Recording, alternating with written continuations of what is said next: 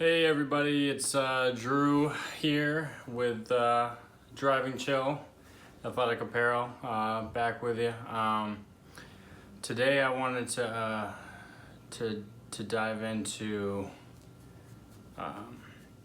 motivation, how hard it is to capture it, and how much harder it is to keep it, contain it, keep the momentum rolling. One thing that we touched on last week, as far as keeping momentum, keeping that motivation, is having good company around you, being wary of the company that you keep, having people that have the same drives as you, just having a drive in general.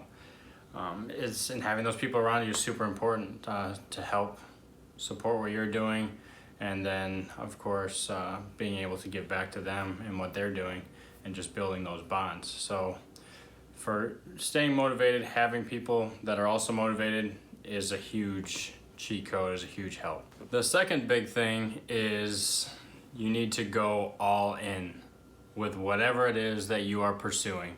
You have to dive. You got to jump off jump over the railing into the deep end, and you got to go all in to whatever your mission or goal is that you've decided that you want to pursue, that you want to achieve. So of course, coming off of that, finding that mission, finding that goal that you want to pursue, having that, you need it, to have something that you're looking towards, that you're fighting towards. So whatever that is, obviously, we have some bias with fitness and athletic goals just because of the brand itself. But again, it really could be anything, anything at all that you are passionate about. Now, by far, the hardest part is going to be the very beginning, because this will be new to you. This push will be new to you. Be new to your body, be new to your mind, to your soul. Like, the beginning is hard. And actually, I should say the first couple weeks are usually pretty easy because you're motivated, you're ready to go, ready to take on the world. But then after that 2-week mark, you miss a day going to the gym, you stop making podcasts or whatever you're into. But once you miss one day, that's when you start to falter. You start to, I missed one day, try again next week, and then maybe you do one next week, and then it's not going the way I wanted it to, so maybe another time. What you are going to have to do is force consistency in yourself. You have to force it. It will not come easy. You will want to quit. That's just how it goes with everybody. You got to force the consistency down your own throat. From my personal experience, I have found, for example, fitness, like staying with a workout, working out, 5 days a week or whatever your goal is, and sticking to that. Personally, 3 months. 3 months you have to force it down your throat. If you can get past those 3 months, after that, it will become habit. You will feel the need to continue at that point because it has been ingrained into your mind, into your schedule. I feel like 3 months is where you really hit that point, and that's a long ways away. Now, I feel like it does get easier after you pass that first month, and then after you pass that second month, it's even easier than the end of the first month. But I feel like after you pass that third month, you're locked in. So forcing consistency, staying disciplined, 3 months, do whatever you got to do, beat yourself up to continue. Once you hit that 3 month mark, like I said, it'll become habit. It'll become a need. It'll be one of those things where you don't feel well and you're upset that you can't go and do what you've been doing. And so the next day you do double. Like, you just got to get to that 3 month mark and you are golden. Then it becomes hard to quit. honestly. How do you keep yourself motivated? That's what this video is all about. For me personally, it's about having a final goal that you set at the beginning that we talked about, and then breaking that goal down into smaller segments, more obtainable goals that you can see happen consistently through this 3-month time frame. So one of my drives right now is doing these videos. Obviously brand new. This is only video number 2, so I gotta keep myself motivated. So my goal that I've broken down is subscribers. So right now I have, I think, 15 subscribers. So my goal right now is 30. I want to double it. And that's only 15 more subscribers.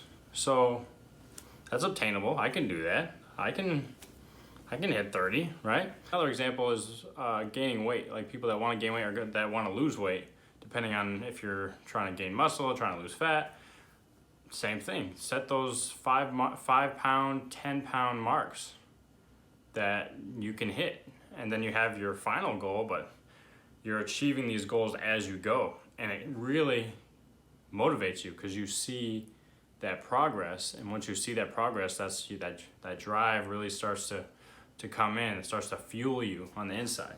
Breaking that large goal down to smaller goals and seeing that progression, seeing you hit those milestones, it's gonna motivate you. I promise you. I promise you. You don't want to make I have to get to this final goal or nothing, because you're gonna get discouraged, because everything takes time. I'm talking about 3 months just to get yourself that schedule ingrained in you, and then that's not even meeting your goal. That's just getting that habit down.